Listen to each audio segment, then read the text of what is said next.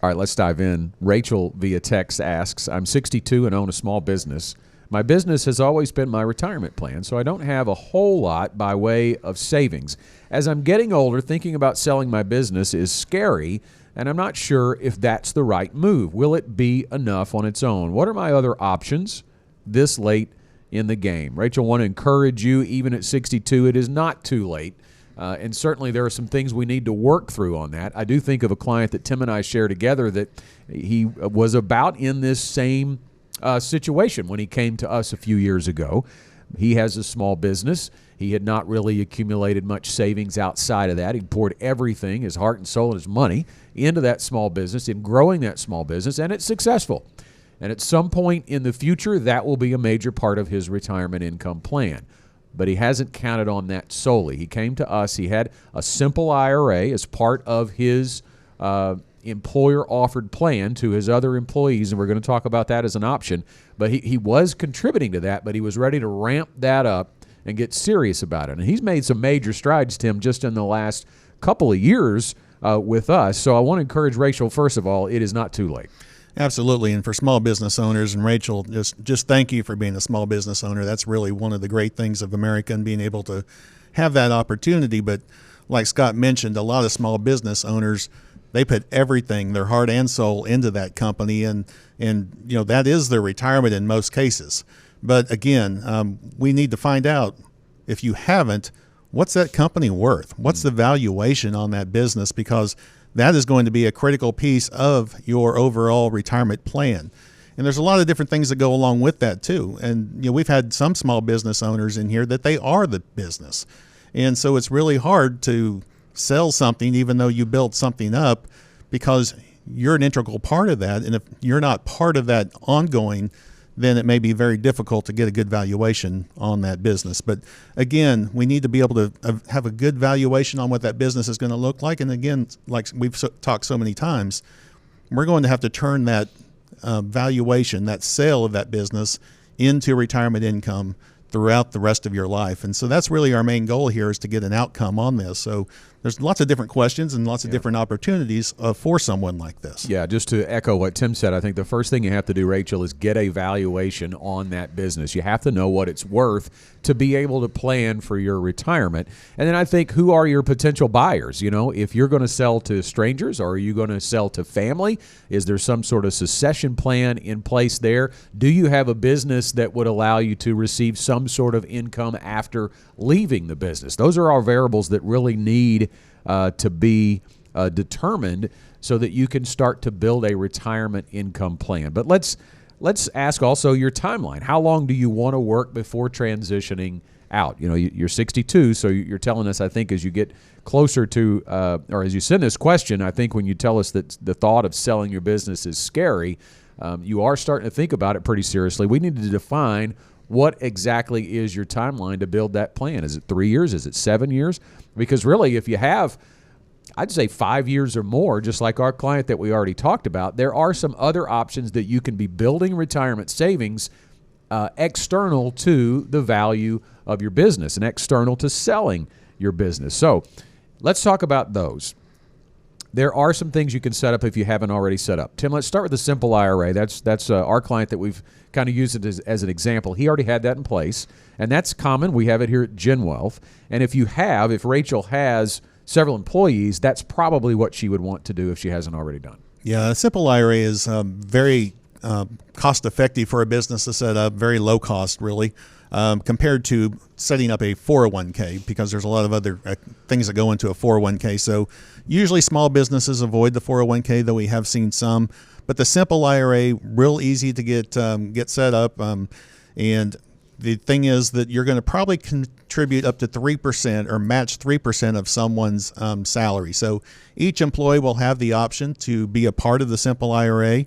They will have the ability to make contributions from each of their paychecks.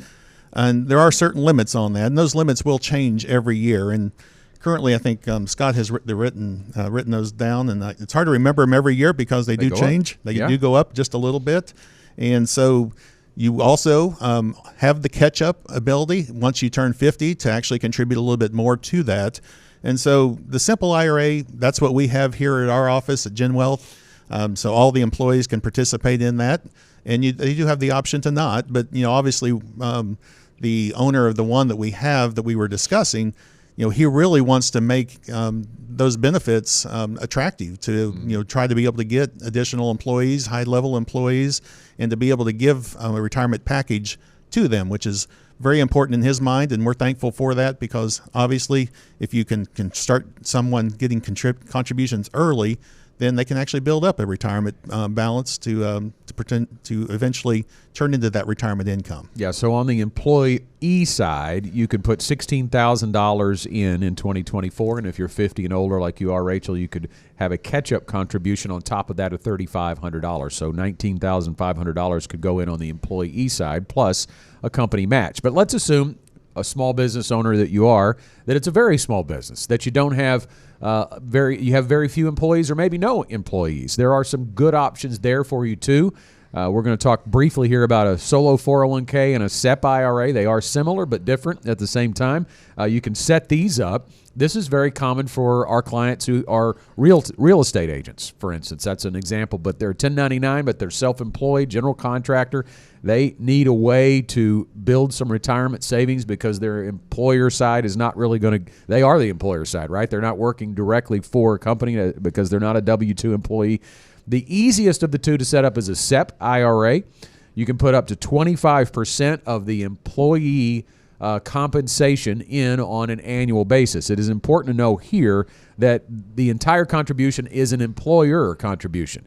It maxes at 25% of employee compensation or $69,000, whichever caps out first there. The key here is you don't want to have any other employees, or you want to have few employees, because whatever you do for you as a business owner, you have to do for the other workers in the business. And then on the solo 401k side, you can likely get a little bit more money in there. Those limits are the same as a company 401k or a corporate 401k. You can put $23,000 in on an annual basis on the employee side with a $7,500 catch-up contribution if you're 50 or over. The total cannot exceed $69,000 on both sides, on the employer and the employee side. So that's something to think about too, if you're Rachel, or if you're another small business owner watching or listening today. But one final one, Tim, that we can touch on briefly is the defined benefit plan, which also helps people who are high earners. Yeah, this is almost setting up a pension for yourself, but you're really able to, if you are a high earner and you want to be able to take a lot of that, kind of defer it, and not have to pay taxes on it in that year, we can actually set up a defined benefit plan that will have more of a pension look and feel to it, and be able to set that up for someone, and also be able to defer income taxes on that, which is something we all want to do. Yeah, you could put up to 100% of your compensation. It's an average of the 3 past years, or $275,000 generally is the cap on that defined benefit plan. Helps you on the tax side too. This is very helpful for like doctors and people who are highly compensated. But again, back to Rachel's question, will it be enough on its own? The only way to answer that, Rachel, is to go through all those steps that we talked about and come to the conclusion of what's your asset level going to be, and what does that translate? How does that translate into income, and at what age? So we would encourage you to step into the planning process. And if you're a small business owner, we help people like you all the time transition away from work. So if you want to go through the Gen Wealth Ready to Retire process, we'd invite you to reach out to us. 866-653-PLAN. That's 866-653-7526.